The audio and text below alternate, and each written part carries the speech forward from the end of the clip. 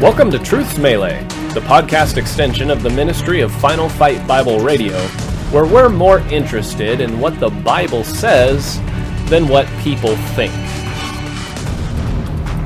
My guest today is a man who has been a fighter all his life. He was a fighter before he got saved, and he was a fighter after he got saved, except after he got saved, he fought the good fight of faith for the Lord. For many years, he had the unique experience of being the right-hand man of another spiritual heavyweight champion, the late Lester Roloff. Jack Patterson will tell you all about that and more in just a few moments. You can listen to Truth's Melee through our website, finalfightbibleradio.com. You can also listen through all the major podcast apps, such as iTunes, Apple Podcasts, Spotify, Stitcher, TuneIn Radio, Google Podcasts, Breaker, Deezer, Acast, Pocket Casts, and iHeartRadio. New episodes drop via podcast first on Fridays, and episodes are aired on Final Fight Bible Radio on Saturday at 8 o'clock a.m. and 8 o'clock p.m. Pacific Time.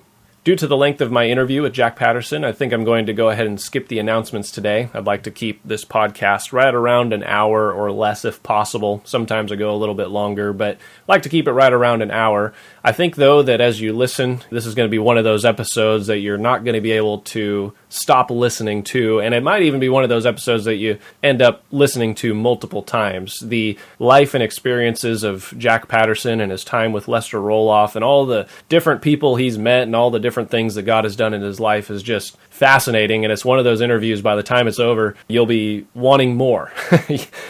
Brother Patterson just has story after story after story. I love to listen to it, and I think you will too. I think you'll really enjoy this episode and this interview today. And the special music, actually, for the episode today is going to come from an old cassette recording by Jack Patterson and the Highlanders.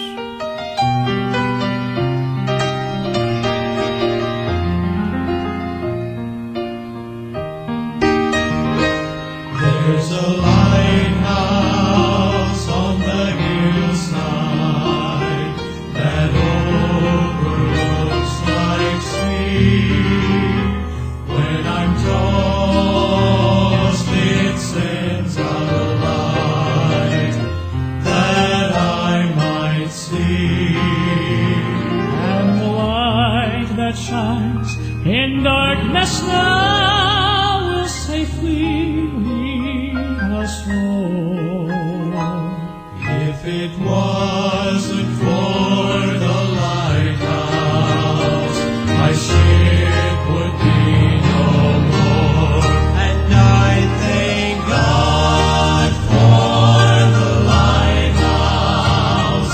I owe my life to Him, for Jesus is the lighthouse, and from the rocks of sin He has shone the light around me, that I could clearly see. If it wasn't for the lighthouse, tell me, where would this ship be? Everybody that lives around us, they say, tear that old lighthouse down. For the big ships, they don't sail this way anymore.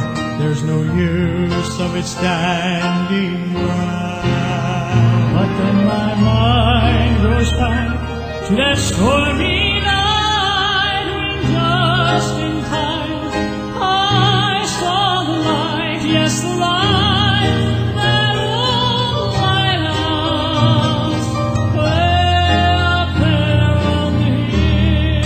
And I thank God for the lighthouse. I owe my life to Him, for Jesus is the lighthouse, and from the rocks of sin He has shone the light around me,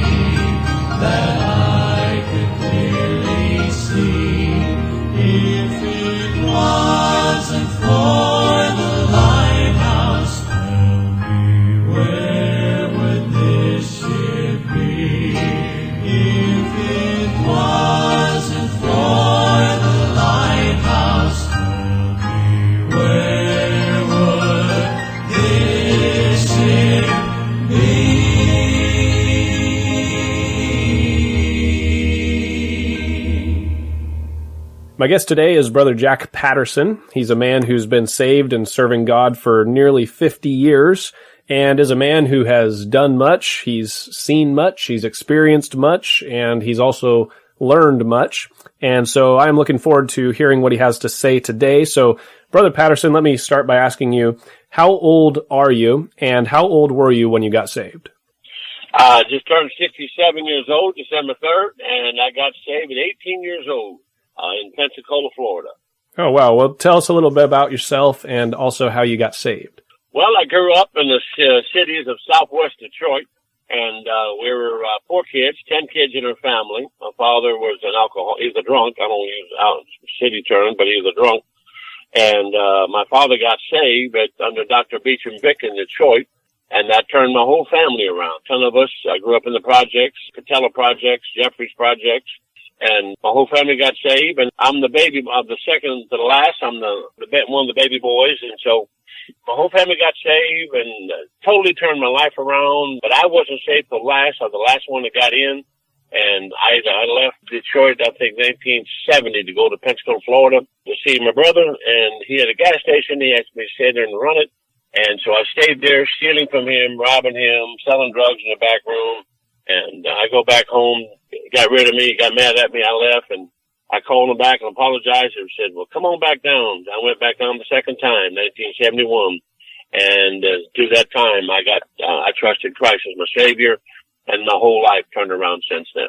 Oh, wow. Now, how did you come to know Christ? You were involved in crime, you were involved in drugs. Did somebody give you a gospel tract or invite you out to church, or how did I was on the way to a gang fight in Hines Drive back in the late 60s, and I found the chick tract in the alley, and I picked it up, and I looked at it and read it, and I started reading, and the guys were running. We got to go get in this car. We're going to William. We got Rumbo chains, Molotov cocktails, whatever. We're loading up to go gang fight these other guys, and I was 15 years old, 6'8", fella owned the world. But I saw that tract, and my mother been after me to get saved, and I threw the track down, but I never forgot that track. I'd go to a gang fight and said, God, don't let me die. I would ask God not to let me die in the gang fight. Wow. I had to go to hell. And long story short, when I got down to my brother's gas station, all these people working there from Pensacola Bible Institute, they started witnessing to me, but they had some common sense. They didn't throw God or the Bible in your face. They lived it. I saw Christ in their life. There's a big difference. And someone says your walk talks and your talk talks, but your walk talks louder than your talks. And so I saw some Christianity, and it was a young lady, a preacher boy's wife, outside of Brent Baptist Church, and she asked me if I was saved one day after Dr. Ruckman preached on 3 crosses, and I said, no, I'm not. She said, you need to get saved, or God's going to put you in hell. And she turned around and walked away, and after counseling and wanting to get saved and get this thing settled, I got saved that afternoon. On the way to Wayne Munn's church on Highway 98, I bowed my heart in a car, and out loud, I cried out to Christ and asked God to save me. Oh, wow. So after you got saved, then what happened? Did you end up going to school? Did you end up going to PBI? Yeah, after I got saved, I stayed down there, and I stayed down I wanted to go back home and help my mother. My dad had a stroke, and my other brothers and sisters were gone, and I wanted to go back home and work for the summertime, and so this was in February. So I told my mother I'd stay there for a few more months, and at that time I got to meet Brother Ruckman. We called him Brother Pete back then, and he was 45 and I was 18. He took a liking to me. He would take me fishing with him. We're all young, bunch of us guys down there. Tom Johnson, Dave Rowley, the Rowley boys, Tom Bar, a bunch of us were all, I wasn't first year students yet, but a lot of these students would come down there. But when I was there, they had older students, 45, 50 years old. And I dealt more with them than I did with the younger guys, but I was always on the street hustling. I grew up fast. But I got to meet their Christian families, and I got around some people with kids, and I saw how they acted, and I saw the kids loving their parents. I never saw that before, up front. And so I said goodbye, and Eric Brotherton was a great influence in my life. He passed on to glory. He pastored in Ohio for about 40 years. But he and my brother John Patterson and Gail, the Temple Baptist, they went down to PBI. He went there. And so I got, PBI was more older students with families back then. And so I grew those 3 months. I led my first convert to Christ on 3 Mile Bridge. And I started reading books, and I started reading Dr. Ruckman's book. But more than that, it was back in the 70s. The 70s was more fun. It was more family-oriented. It was more fellowshipping with churches, not just separate stuff and fighting each other. That wasn't around, though I didn't see it. And so I got to hear a lot of old preachers from the 40s and 50s still in Pensacola coming through town. I was blessed to hear that. So I kind of grew up in the Lord fast. And of course, being with Brother Ruckman, he'd want to go fishing, and he would go witness to people on the 3 Mile Bridge, and I got to see that firsthand. And so what I did, I got two things. I got hearsay, and I got on-site training, watching. You learn more by watching than you learn by talking. Right. And so the time I went home for that summer, I was Billy Bible. And I was going home for the summer in Detroit, working at, I think, Chrysler Corporation that year. They give you summer jobs. So I worked through all summer, and after that first summer, I went back to go to Bible school in 1971 at Pensacola Bible Institute. Oh, wow. Now, you were talking about your first convert there on 3 Mile Bridge. You were telling me a little bit about that just the other day. Tell our audience how that happened and how old this convert was that you got to lead to the Lord, your very first convert. Well, I was with we called him, I said Brother Pete back then, no disrespect, that's what we called him. And I got a hold of him, and we went out fishing and so forth. And, well, we couldn't catch no fish. And for some reason, one of the guys was with me, he said, man, let's go soul winning. And I said, what does that mean? He said, we're going to go witness to people. I said, well, let's go. And Brother Pete was there laughing. Oh, man, maybe you'll catch a fish before I will, And, and so we went out, and we walked down about the length of the bridge, about a quarter of a mile. We got passing out tracks, and this guy set me up. He wanted me to witness this guy. He didn't tell me. You know how they do sometimes, and put you on the spot. But I've always been a talker, and I know what I like to know my content before I talk. And I wish some other people would. And this guy gave him a track, and then he said, "Here, this is Jack Patterson from Detroit. He'll tell you how to be saved." And man, I backpedaled. Well, I just gave him a testimony like the Apostle Paul did 3 times in the book of Acts. And the guy said, "You mean to tell me I can be saved right now on this bridge?" I said, "Yes, sir." And I only been saved 3 months. And I told him what the track said. And he said, "Well, I want to get saved right now." So, and the soul winner said, "Okay, Jack, you reel him in. It's your fish, And so I told him how to be saved. And he cried out to Christ and got saved. And he looked at me, and a dear old black brother. And he said, "Mr. Jack," he said, "Brother Jack, Mr. Jack." He said, "I've been wanting to go. I've been wanting to know about heaven for a long time, and I found out about it on a fishing pier from a kid from Detroit." And that was my first convert. I led to Christ. That's amazing. How old was that guy, roughly? That guy was about 65. Wow. Praise the Lord. That's awesome. So after you got out of Bible school, you ended up getting hooked up with Lester Roloff and the boys' homes. How did that whole thing come about? And tell us a little bit about your time with that. I'd have to go back into school, because back then, Brother Pete would push the students off to hear other preachers in different camps. And they don't do that much anymore. But I don't know what the deal is, but he was more, I'm telling you, we got to hear some of the great preachers coming through town in Pensacola, the big campaign preachers and so forth. And I've been listening to Lester Roloff on the radio every night. I'd come home, and it was forming my character, and Bob Jones Sr. I had a job at Owsley Lumber Company. I'd come home, and I'd rush out of Bible school at 10 o'clock. At 10:30, I was at Whataburger getting me a Whataburger. At 11 o'clock, I was at home. I got my shower. I had to be back at work at 6. I had to get up at 5. And so, but Lester Roloff would come on. Bob Jones Sr. would come on at 11 o'clock, and Lester Roloff came on at 11:30. So for every night, that was my devotions in my life. I want to hear those two men preach every night. For the last first year of my life, I got Lester Roloff and Bob Jones Sr. every night, free of charge, 1 hour of devotion in my life. And I didn't know what it was doing. I was growing, but it was pushing stuff out of me that I didn't know. And before long, and then, of course, I knew about Dr. Bob went home to heaven in 68. I've always been a numbers guy, and Brother Roloff, I wanted to see him. And so one day, Dr. Ruckman announced in school, we're going to have Lester Roloff come to town. I'm about to fell out of the chair. I'm in the back, I'm singing the songs. I'm learning them, Great is the Lord, free, free, free. And I'll never be the same since Jesus saved me. I'm singing these songs, and I got the students singing them, And I never met Brother Roloff yet in person. And he went down to Hugh Powell's church, the same church, the guy that led Dr. Ruckman to Christ. And, of course, Dr. Ruckman was there. 200 people from Brent went there that night. And that night, Brother Olaf was there, and I was with Lonnie Taylor, Rick Sal, a bunch of us guys that I grew up with in Ohio. A lot of PBI was made up a lot of Dayton, Ohio, from Chautauqua students back then. A lot of preachers from Ohio sent their guys to PBI. And that night, I walked forward and gave my life to Christ. And little did I know that Brother Olaf would come off the platform and put his hand on my head and said, "Lord, would you bless this young man?" And I told the guys I wasn't going to wash my hair for 6 months. But I met him that night, and after the service, I got to see him again, and I talked to him a little bit. And so any time he came within 100 to 200 miles of Pensacola, I got a car to go hear him. And then he looked at me one day. He said, "Boy, everywhere I go, I see you popping up. Are you chasing one of my girls?" I said, "No, I'm chasing you." He said, "What are you chasing me for?" I said, "I want to come work for you." And he said, "Well, what can you do?" I said, "I know how to work. I'm loyal." Those are 2 words I said to him. And I wouldn't talk about all my achievements and all that junk. I said, I know how to work. He said, "Well, call me when you get done with Brother Pete."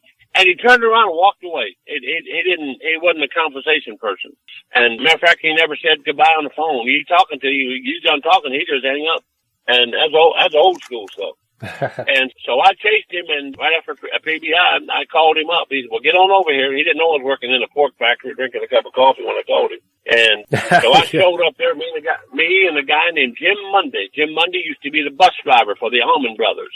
And he and his brother, they were identical twins that came to PBI. And Jack went in the ministry, but Jim became a missionary with the Aztec Indians for 15 years. And he drove me to Corpus Christi, Texas, and dropped me off. And my car, matter of fact, he towed my car. It had a torn head that I finally get rid of it down there in Corpus somewhere. And he dropped me off, and he went on to Mexico. And Jim stayed with me at the lighthouse for 2 months. And that was a bizarre, getting into that dorm. We went to the island, and that night, and I got to the island about 4:00 in the morning. There was 27 guys running crazy. Things were going on, and and he looked at me and said, "Jack, welcome to the ministry." And that was 1974. And I woke up that morning, you talk about ministry, just learning it. They dumped me right in the hot spot. And Brother Wolf's secretary called me up. Brother Wolf said he would meet me down there. He got in a meeting. He couldn't get back. I'm on an island now, 40 miles south of Corpus on an island. When they dug up the Panama Canal, they threw that mud to the left. All that became islands. And that's what people live on to this day. They got piers on and so forth. But that brought in the fish through the back bay. And the other side of the river was the King and Kennedy Ranch. That's what God made in Genesis.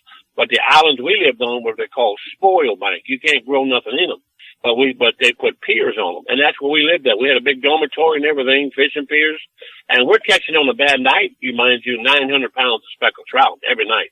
We had unlimited catching to Grandfather Claus. Wow. And that was my first day at the lighthouse. And I didn't know what they ate. Health foods and health food is nasty. But I'm joking, of course. But anyway, that was my first day. That's how we got down there. And I stayed there 3 years on that island. Wow. So you worked with the boys' homes, and then you were also there with Brother Roloff when he was going through all his legal battles. Yes, I went through all that, and then I was one of the superintendents. I was on trial with him, and they wanted me too.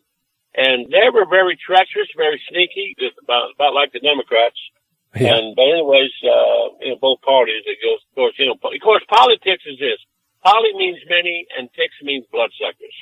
So it's everywhere. And so I was down there on the island. Of course, we had a boy drown on us. We had another boy break his neck, and I stuck right there with him, and I stayed there. And we had the fires. Had 3 boys from Michigan burnt my dormitory down, and they were very dangerous boys. And they were young men. They were. I had them down there. Of course, I separated them when I got there in different buildings. I had boys down there 12 years old, and I had them up there at 65. And so I was just 21 years old, but off the streets of Detroit. I used my street senses, my, common sense, but the main sense is the Holy Ghost and the Bible. And I just come out of PBI, graduated, but I never finished the 9th grade. My neighborhood in Detroit was so rough for driver's ed with you stolen cars. It was crazy. But when I got saved, I got a love for the Bible. We just started reading. We had chapel every day.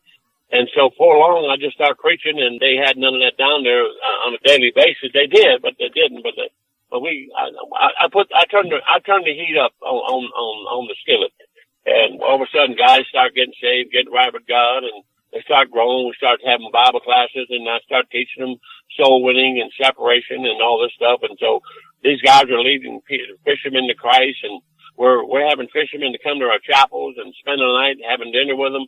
And I was still single at this time. And then, I got friends, I got fishermen that broke down there years ago, and I helped them.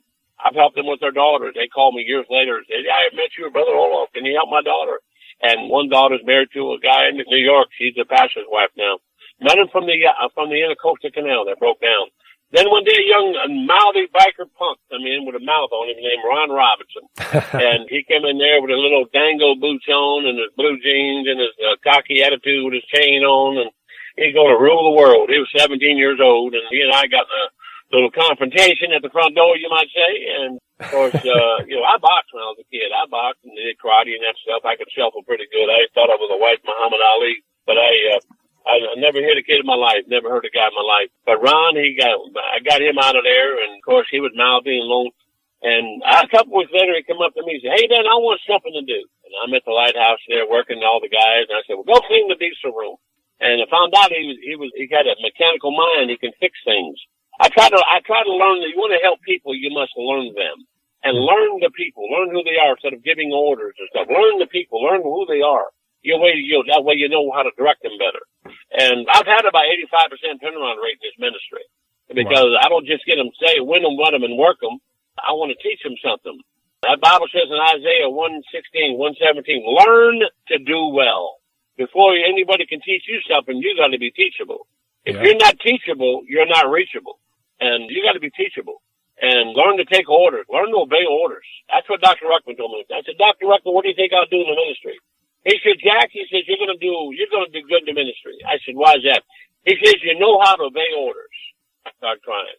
He told me that in the window. I dropped him off at a conference here with him and Dr. Vic. He says, "You know how to obey orders." I never forgot that. I've learned to listen to what people are telling me and trying to teach me. I don't care how old you are or who you are. I want to learn something. You got to learn something from people every day. Yeah. And anyways, so Ron Robinson came in. I put him in a decent room. He cleaned that up. I made him a boat runner. And I was watching him, and I gave him a nasty job, dirty job, see how he'd gripe or complain about it, wang. But Ron was a trooper. He just kept to himself, quiet. And then he's helping these other guys that grow, and he's teaching them how to run the boat and how to change the oil and stuff. Then I made him a leader. Then I made him a captain. Then I made him my assistant. When I left the lighthouse to take a break and go to Hal Anderson, which is a bad choice, I should have never left Brother Olaf, but that's here or there. I was coming back, by the way, and he got killed. But Ron Robinson took my place as superintendent. And so he came up from cleaning the diesel rooms to the superintendent of the lighthouse in the Coastal Canal and did a fabulous job. Then he went into working with the City of Refuge. He took that over, he and Mary, and they literally turned that ministry around on the farm under Brother Wally Cameron. Wow.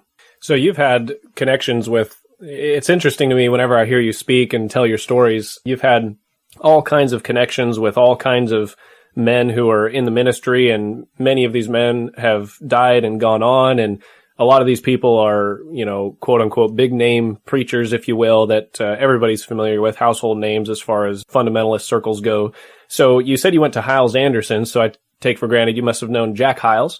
Tell us a little bit about the different people that you've met in the ministry. You've told us a little bit about Lester Roloff. You told us about Dr. Ruckman and some of the guys that you met down at PBI. What about your time at Hyles Anderson and some of the people in that camp? Tell us a little bit about your time with them.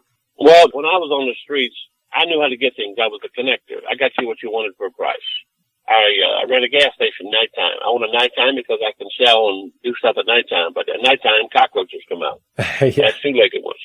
And so I met mob people. I met hitmen at the gas station. I'm fixing their cars, and they'll say, "Hey, anybody bothers you, let me know." And so I connected with those type of people. My father worked with Jimmy Hoffa. My father met and knew Babyface Nelson and a couple of card games in Toledo, Ohio. That's where he's from. That's where they got him at. And my other uncle was connected with the Purple Gang, and there were 13 Jews, Murder Incorporated in Detroit. That was, I tell people, the people who've never done nothing never can believe what I'm telling them because they don't understand, they have no comprehension. But I came across the truth, listened to Bob Jones Sr. on the radio out of Pensacola, and he said, you ought to learn something new every day. learn something. When you come around people you don't know them, ask them questions. So Rick Sal used to call me the probe. I was the probe at PBI. And so I got down to PBI. I met a lot of them. Jacob Shilley, the great missionary out of India. I got to meet him. And a lot of times I met some of the great students at PBI. They become great men.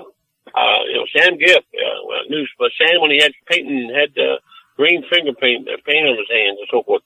So I'm leading up to Howell Anderson College. By the time I got to Howell Anderson College, Dr. Ruckman took me to some of the greatest Christians I ever met in my life.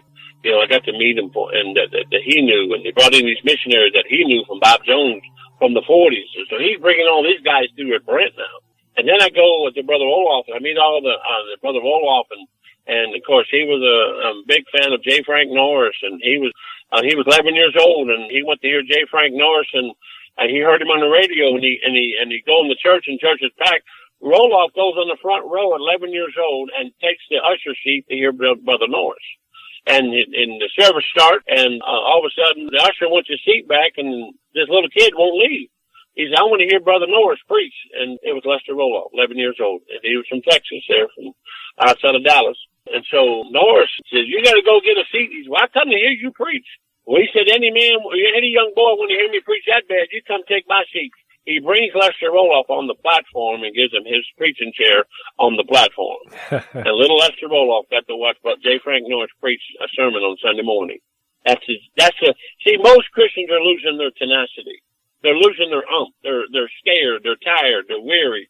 And no, man, this is the greatest time to be on the front line. And then you got this program here, and man, I tell you, I used to listen to the stories on Unshackled, so forth. I'm coming to that now. But when I leave Brother Roloff, and Roloff and Howells are good friends, and I asked Roloff, "Why do you keep coming up to Hammond?" He said, "Brother Jack always gives me $25 grand when I come up there," laughing, And so I go up to Howell Anderson College, and I was up there for a year just to I already had a degree from Dr. Ruckman. You got a degree from Dr. Ruckman.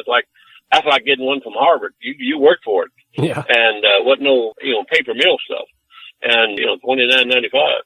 And so I go to Hammond, and I'm meeting all these guys up there, Bill Pennell, Johnny Pope, and I'm meeting, and of course I already knew Lee Robinson, because Lee Robinson from Temple would call Brother Olaf, and they got a boy to come down. A lot of these guys would send their kids over to Merritt at the college, and they would send them down to Roloff's home for the summertime, and then put them back at school in September.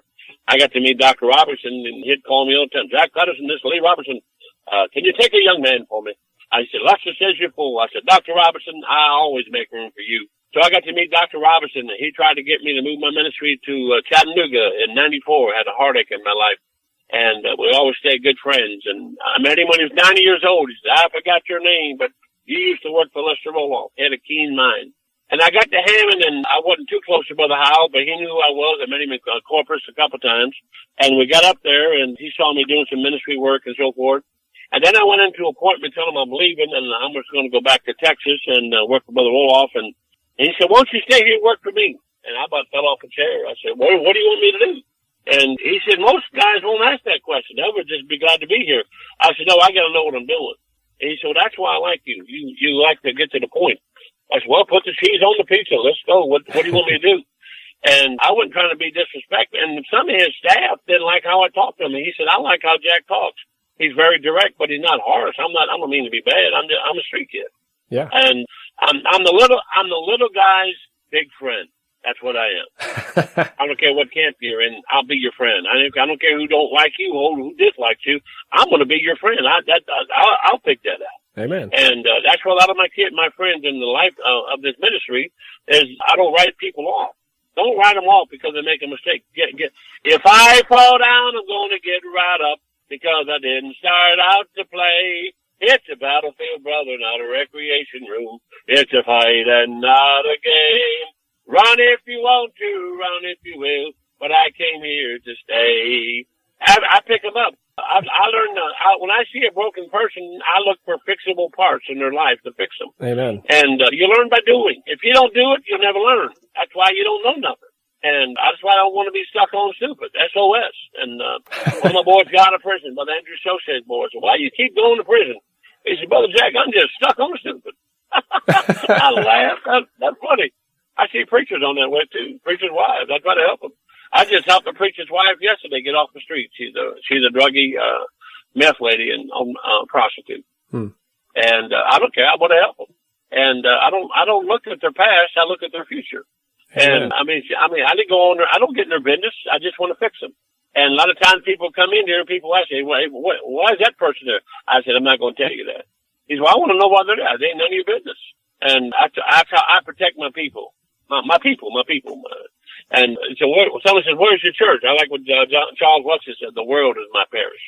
So I got to meet Brother Howes, and I got a lot of the guys that come through there, Bill Pennell and R.G. Lee would come through there. I got to meet them. A lot of times he would use me to host these preachers.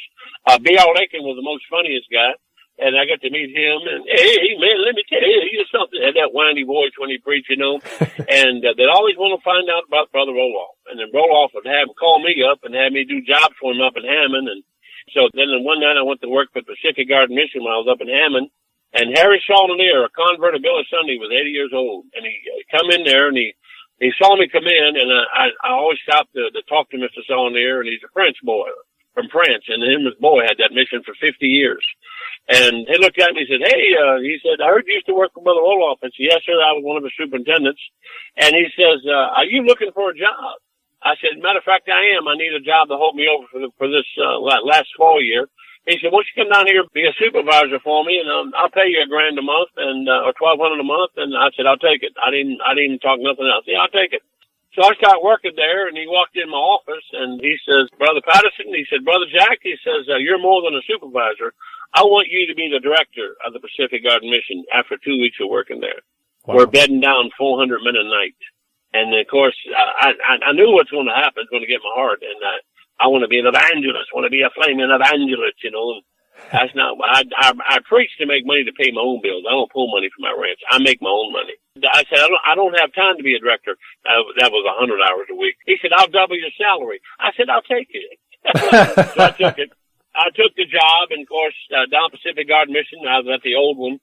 And I stayed there about a year, and then I took off some time to go. I wanted to go for Brother Roloff's 50th anniversary with Brother Howes, and Brother Chalonier gave me a couple weeks off to get down there. And little did I know that I preached with Brother Roloff when me preached with Brother Howes. And I said, Brother Howes don't like preachers preaching with him. Well, Jack don't run the show down here. I run the show. That's what he told me.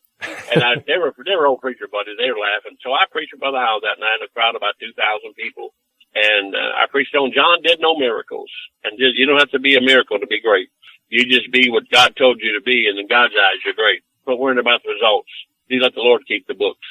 And I preached that text out of where it talked about John didn't do any miracles, but Jesus said he was the greatest. How can you not do the miracles and yet still be great? That's what I preached on that night. It's more important for you to be faithful than you try to be great. Amen. And so the fundamentalists got that turned around. They want to be great without being faithful sometimes. Yeah. But that's not all the time. But I just try to be faithful. Anyways, I got there in Hammond and got to meet Brother Howes. We talked about the King James. Then I gave him an interleaf Bible that I got from my brother John. They got down there. They made them. They bought them for $24. Now they got them all real thick and big. But this was the Indian paper. I gave one to Brother Howes. And then he was turning on the King James. We talked about Dr. Ruckman, some issues there and so forth. And you couldn't push him. And so I saw him, and he finally got to see the thing on the King James Bible. And I took a book in one time. I said, Brother Howes, let me show you what D.L. Moody's son believes about the King James. Printed by the soul of the Lord. I use your head, the woodpecker does. That's what B.R. Lincoln used to say. And so I took a book in there doing a book study, and even Ed Reese, they were against the King James. Of course, they're doing the thing. But I kept my mouth shut. I just stayed behind the scenes, did my job. And get the facts straight and learn to win people. I showed them what D.L. Moody's son said about his father in the book printed by the soul of the Lord in 1860. You're going to be a leader, by the way, folks. You're going to be a reader, you got to be a leader. You're going to be a parent, read about it. You're going to be a preacher, read about it. Learn your profession. You're going to be a Christian, learn it. But anyways, I showed them the book, and they said D.L. Moody's son said that his father's influence, the D.L. Moody's funeral, 1899, still Philadelphia church age. And he died, and C.I. Schofield preached the funeral. He preached on the cedars of Lebanon has fallen. And I'm doing all this from memory today. No books in front of me, no notes in front of me. Just preaching my heart to you quickly. I do talk fast. I talk fast, drive fast, eat fast, but I sleep slow. And someone asked me the other day, what time you get up in the morning? I get up at 4 o'clock every morning. Go to the bathroom, go back to bed, amen. And but I showed Brother Howes that book, and it said two things that made his father great. I think it's on page 573 or 578. Few things that made his father great, D.L. Moody's son, said that, number one, working with the YMCA. My father had a working ability working with young people. You want to have a ministry, learn to deal with young people. You can reach young people, you can reach anybody. And Bill Rice said, win them, wet them, and work them. We're wetting them, but we're not working them. We're letting them go. You just want to get a number of them. No. I want dividends for my work. I get a guy saved, I want to teach him to do something, and so forth. So, and the second thing, he said, not only did he work with young people, this is what he said. He said, my father had immense power over the people. 5 or 6, 10,000 people come here and preach. Because, this is what he said, that he had immense power over the people because he used the Anglo-Saxon King James Version of the Bible. He said that Bible had the immense power over the people. Now, that's printed in the funeral text of that book printed by the Soul of the Lord. I showed that book to Curtis Hudson. I walked in Curtis Hudson's office one day because I met him in Howell Anderson. Remember, I was a field rep for Howell Anderson for 10 years. So I'm using my PBI ability, my roll-off ability. Now I'm learning other people through another ministry.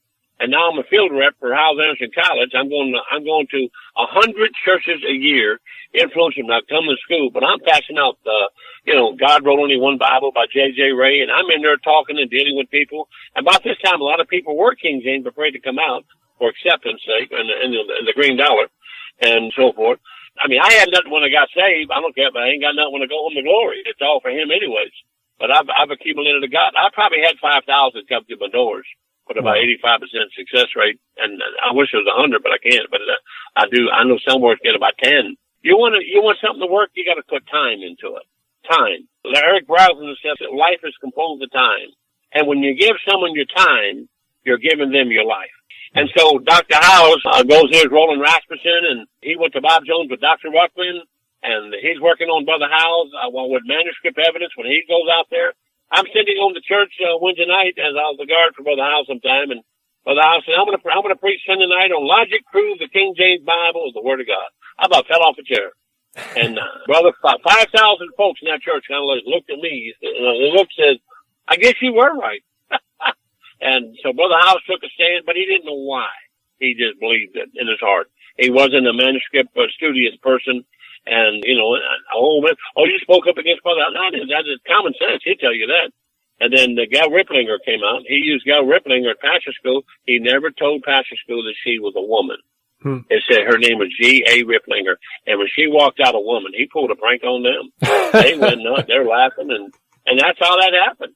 And, of course, Dr. Ruckman loved her and so forth. I mean, Gal Ripplinger, the great lady of God. God used Deborah, Amen. Christians tend to get off their hobby horse and quit worrying about who they like and don't like and who they accept and get the material. It ain't about us. It's about getting the job done. I think I'd have ethics and watch yourself, and I'm not talking about that.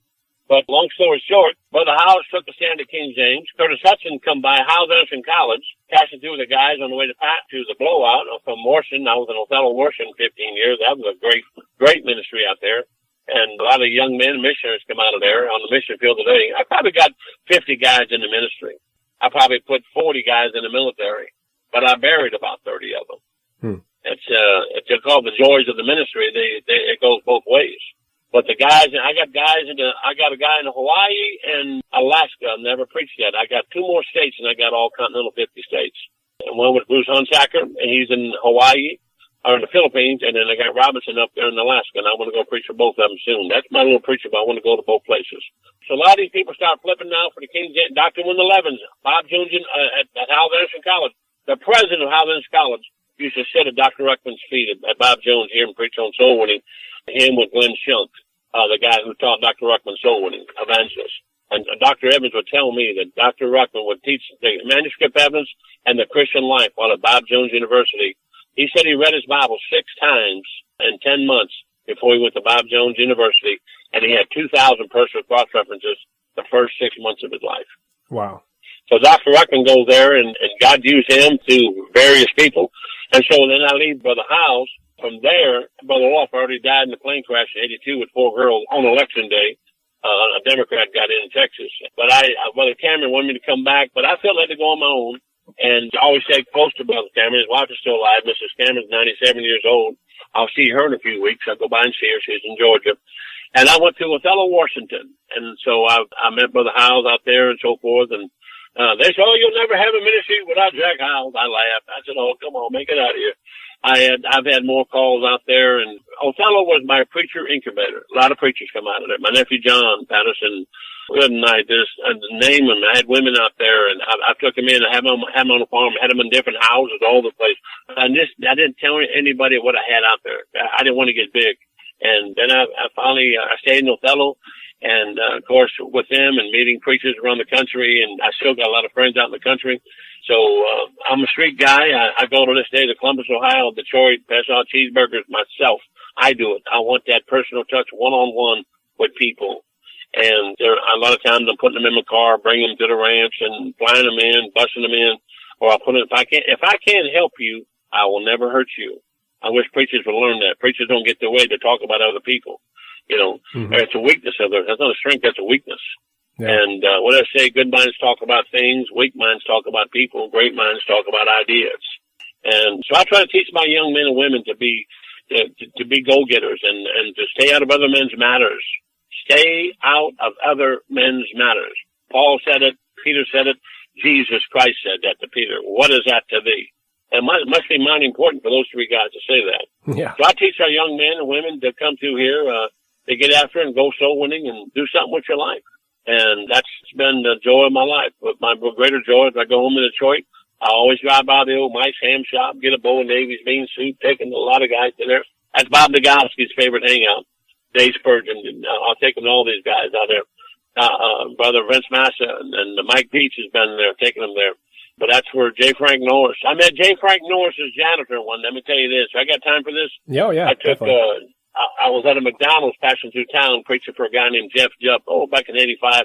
I was praying about should I stay with Hammond or should I go start the Reclamation Ranch? And this was in, oh my goodness, I think it was 1985.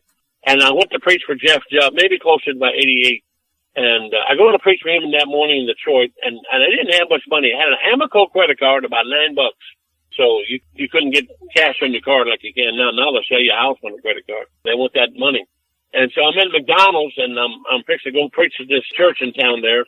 I lived in Hammond this time, and I'm over there preaching. I'm a field rep for the college. And Brother Howes would pay my expenses on the road and stuff, but I brought him 100 students a year at Howes Anderson College. Anything I've ever done, if I'm going to do it, I'm going to do it right. I ain't going to do it. And so I've had worn out cars and fires and wrecks.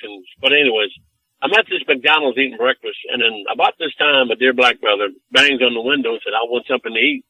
And I said, "Man, I got about $6 to my name. I already bought my breakfast." And then I'm sitting there drinking a cup of coffee and just reading.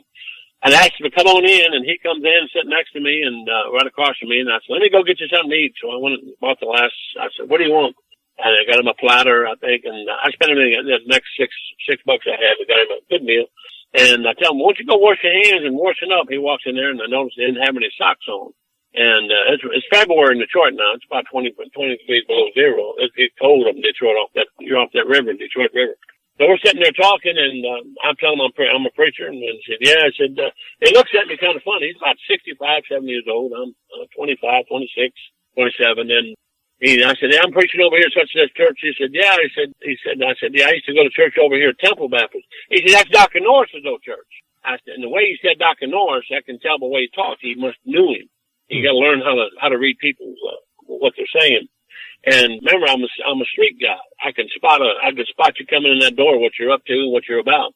And so he comes in there, and he said, "That's Dr. Norris's old church." I said, "How do you know? Did you know Dr. Norris? J. Frank is one of my heroes." He said, "I worked for him for many years. I was his, he didn't say janitor, but he was a guy that took care of the preacher in his office and so forth." And, on some rough times, Dr. Norris died and the church just whatever went on. But he got on the streets and became a drunk the last 30 years. And I said, "My goodness." And, his name was, told me Jacob Williamson. And didn't listen to this guy talk for about an hour.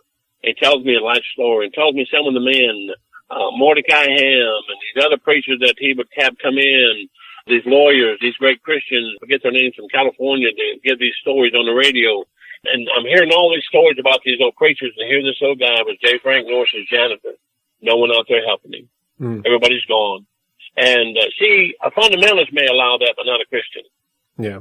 I'm a Christian before I'm anything. If Amen. I'm a Baptist, I'm going to be a Christian. The disciples are first called a Christian. That's Christian growth, Christian maturity, E.B. Hill would say. And my dear black friend out and pray. You want to hear a preacher preach, E.B. Hill lay it down. He put the cheese on the pizza. I go here. If you can preach, I go hear you preach. I want to hear what you say. But anyways, so I'm in there talking to that old janitor for about an hour. My heart just burning. I'm weeping with him. And I brought him that food and I left and I shook his hand and I prayed with him and so forth. And I asked him to pray for me. And he'd been a drunk, he's got urine on him. He just looked at me. You want me to pray for you? I want you to pray for me. Put your hand on my head. I made him pray for me. So I left, went over to church, preached that morning, and I had my mind on an old man. And I told the preacher that day, I said, hey, preacher, I said, I want to do something for somebody today. I said, whatever you're going to give me, put it in cash. You're going to give me some checks, and I'll take them. But if you got cash, put everything in that envelope. Well, that morning, I left out of there, and he said, Brother Patterson, there's about $300 cash in there. I said, my goodness, this was back in 85. And so I left out of there, and I went to Michigan Avenue looking for that old man. I found that old man walking down the street, had old hat on, clothes all wrinkly and nasty. And I said, hey, Jacob, I got out, and some guys were cussing in front of me, and he told me, hey, this man's a preacher. You respect this man of God. I love it, man. I love it. Them old black people got God on them now. They're getting a little excited about God. And I grew up with them. I don't get in this African American stuff. You're from America, man. I'm not Irish. I'm American.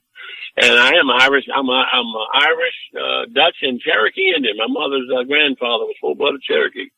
And anyways, I'm not Elizabeth Warren. I'm Jack Patterson. Right. And but anyways, I said, Jacob, I got something for you. Either I'm Holy Ghost led or a fool, but here's some money I want to give you.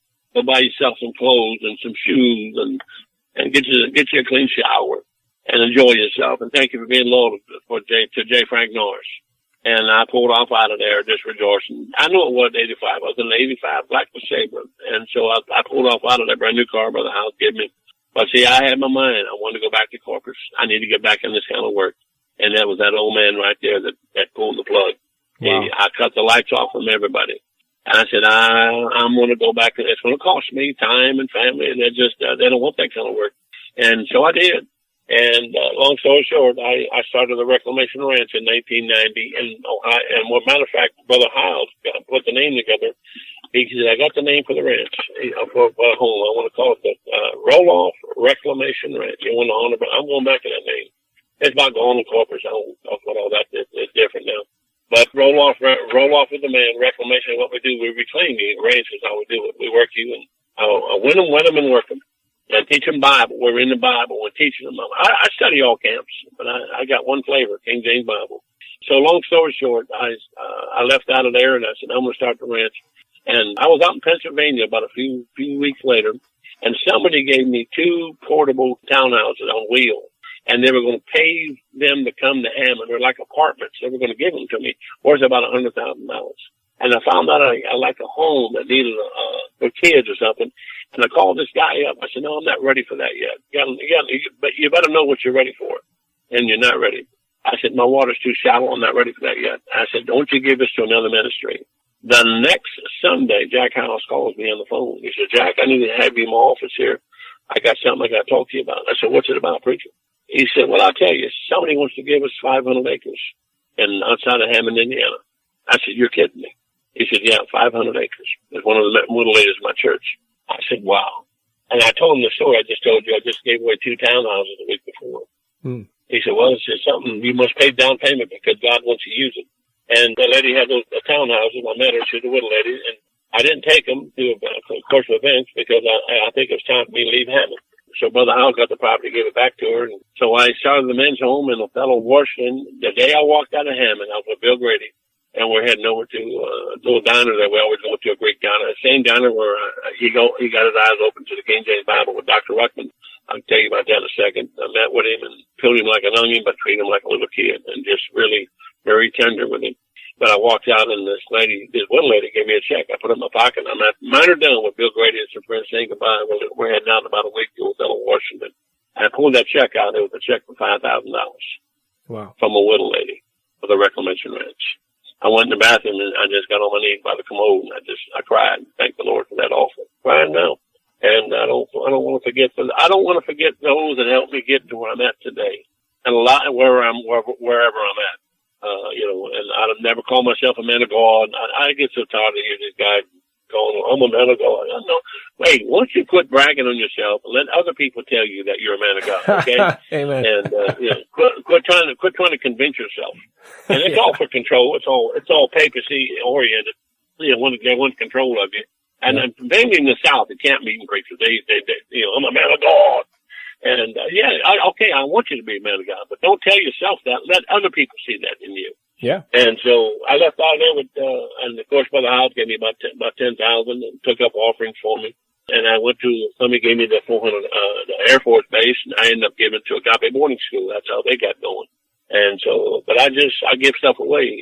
I think it's in the Bible, it talks about give and it shall be given. I think it's in the Bible somewhere. And you be the first to give. You ain't going to outgive God. You ain't going to outgive God. So, that's how Othello started, and I started in 1990. And so, my 20th year anniversary, I've had over 5,000 come through my doors and a lot of heartache. The guys set my dormitories on fire, killed my dogs, called the state on you. Had a superintendent write my checkbooks, went out and got hookers and got drunk and messed his whole life up. And, I tried to help him. Well, he's went out in the world, but I'll never tell you his name, but he got right with God. And he's not in the ministry today doing something for God. I don't care. Hey, love people where they are, not where they're supposed to be. Mm-hmm. Help them. And when you help them, forget about what they've done. And don't tell people. I get more trouble from men to go, hey, we want to know what that person who came to your program. Hey, I say, none of your business. I don't care who it is. Doctor mess them up. I ain't telling. I used to preach all the time, press it down in Alabama. Hey, what's that guy there? What's that guy there for? I say, I can't tell you that. I got more trouble because I wouldn't tell people why other people were in the program. I'm protecting their daughters. I'm protecting their sons. Mm-hmm. You'd be surprised with that. People like dirt on people. Remember, I grew up around the mob. I'm not a mob person. You can't be a mob being white. You got to be Italian or Sicilian. Some of these preachers, they're watching too many shows, man. They think they're God's hitman. And God don't need you to hit for him. He got one angel, took out 185,000 Assyrians. He don't need you. Yeah. And so I'm the little man's big friend. And I mind my own business. I got a good girl named Karen, and she come off the mission field. She's at a Don Mangus's old church, and he's up in glory now. So we got 4 kids. We got 17 grandkids, and I got me a good little dog named Peanut. So, and I got a King James Bible, and I'm fed, and I've got some bodily injuries lately, but I'm going to get through them, and I'm going to take in about 12 to 15 guys in the next couple of weeks, and I'm going to train these young men. So I'm going to send them home, and about every 3-4 months, I'm going to ship them out. And I don't want a big crowd. Jesus had 12 for a reason, because each one of them are going to have their own ministry. A lot of preachers don't understand that. They want the big ministry in front. That's not the New Testament way. The New Testament is small, private, and to the point. Teach them something. And it's not about me. I got about 10 doctor's degrees. People give me a doctor's degree. It's like the pig's tail. You can't eat it. It just looks pretty. But my best degree is a Bachelor of Divinity from Pensacola Bible Institute. I cherish it. Matter of fact, it got burned up in a fire somewhere, I think. I'm going to probably get another one, but I lost Dr. Ruckman's signature. But anyway, that's a lot of guys I met, and I met many more, and I got to meet them. Truth Melee is the podcast extension of the ministry of Final Fight Bible Radio. If this podcast or radio station has been a blessing to you, and you would like to make a one-time or monthly contribution towards it, you can do so by visiting our website, finalfightbibleradio.com or truthmelee.com, and click on the donation link. Thank you for your support. He said, I need to see you tomorrow. And so I came into his house, and he never said goodbye on the phone, just hang up. I'm in there, and he said, I want you to bring his boy, and he mentioned this guy's name, bring him with me. So I went in there, and he said, I got something I'm going to show you. And what I'm going to tell you, I was right there, and I saw it. He said, mentioned this guy, and talked about his name and so forth. And I saw a picture there with a circle around this guy's head. And this guy, Brother Wolf, just told us there's a hitman after you, and he went down, he found you in Corpus, and he knew you're in an island. He sneaks down to an island through bushes or whatever, no bush down there, but he's in a boat, but he waited at nighttime to take a picture of this guy fishing, and he took the picture, and how they do hitmen, and he sent the picture, he had it circled, and he sent the picture in a letter to Brother Olaf. And he said, don't let this guy ever come back to certain part of Georgia. And I'm standing right there looking at him. Whoa. I knew what was going on. There was a hitman coming after one of his guys. This guy was in Corpus at a Krispy Kreme donut, and he calls his mother, And back then it's on the landline. And he said, Mom, I'm in Corpus Christi. Oh, you're in Corpus Christi, Texas. That's the home of Lester Roloff, and that's my hero. And this guy said, my goodness, his mother don't know. I'm fixing to kill one of his guys. And so he's there and he's baffled. And he gets there and he says, okay, Mom, yeah. So he gets the address. I mean, he's a hitman. He knows how to do all that, intel stuff. And so he gets over there and he sends a letter to Brother Roloff. He said, please don't let this guy come back to certain part of Georgia. It's all over now. The guy's all over, but I talk to him all the time. He's 85. He's 80. I'm 67. He's about 79, 10 years older than I am.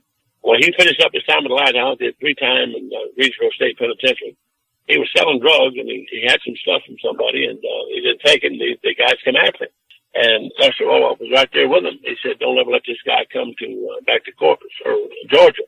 Long story short, this guy's wife dies, and the kids see her death in the kitchen, and she hangs herself. And long story short, he ends up going to a mental ward.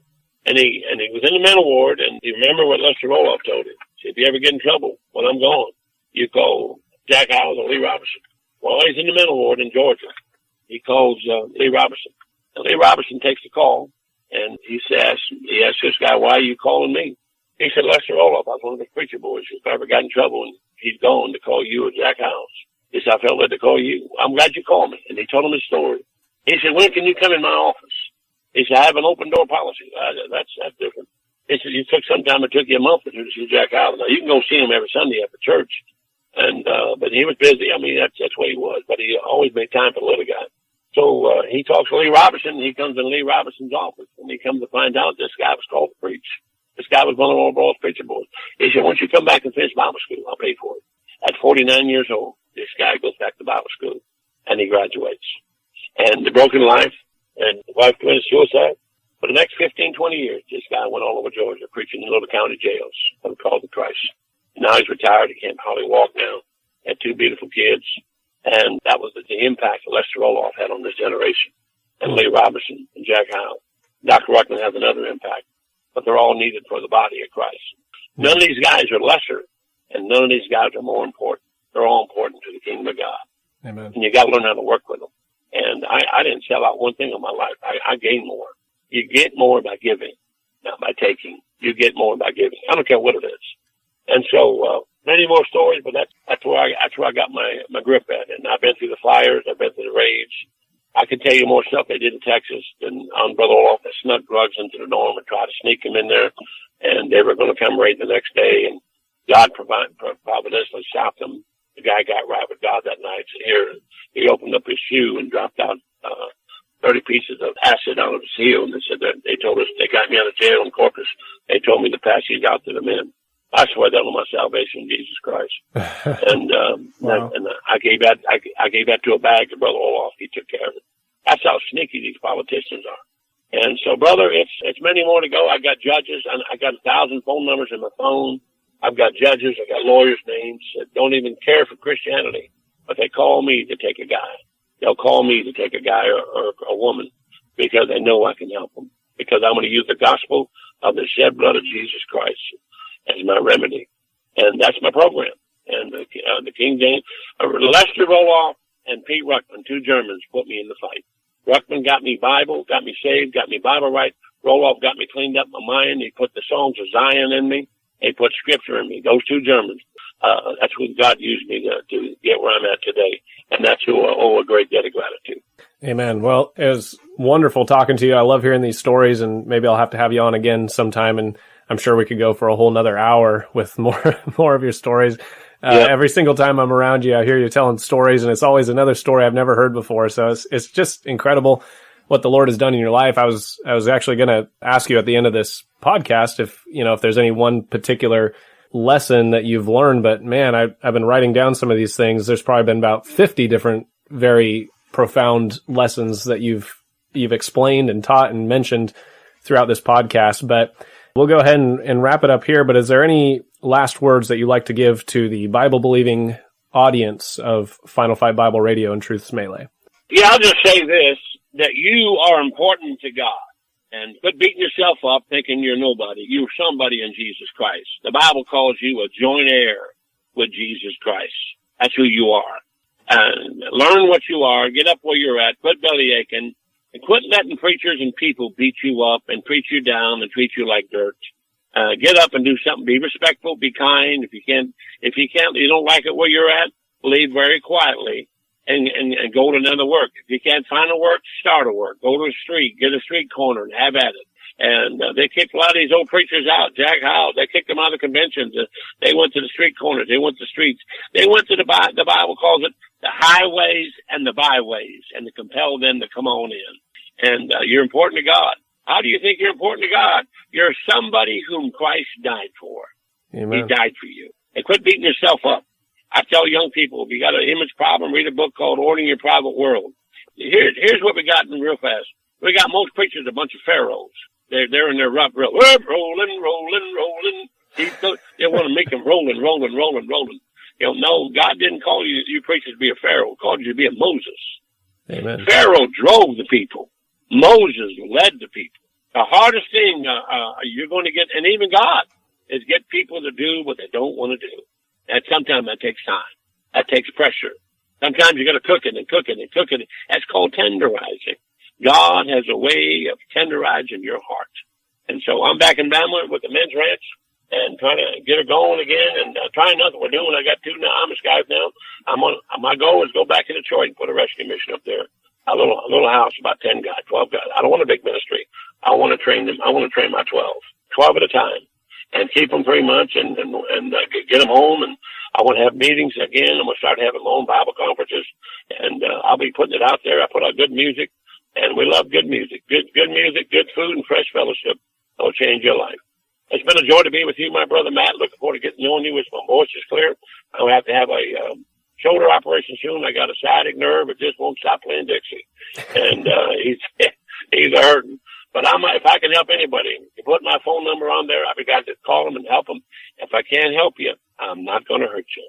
God bless you. Amen, brother. Well, thank you very much for your time. I really appreciate it. This has been great, and God bless you in your ministry. Thank you again for coming on the show. Okay. Anything for you, brother Matt. Bye-bye.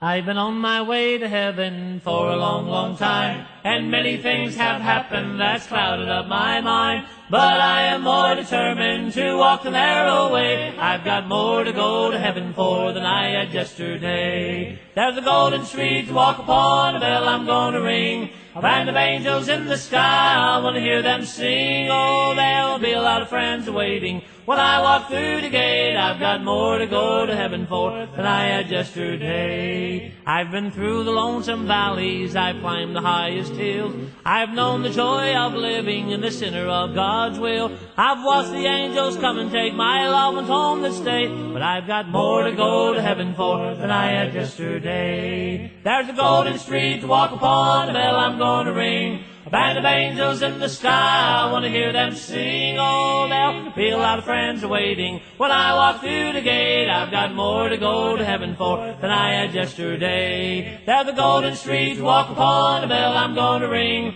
Band of angels in the sky, I want to hear them sing. Oh, there'll be a lot of friends waiting when I walk through the gate. I've got more to go to heaven for than I had yesterday. I've got more to go to heaven for than I had yesterday.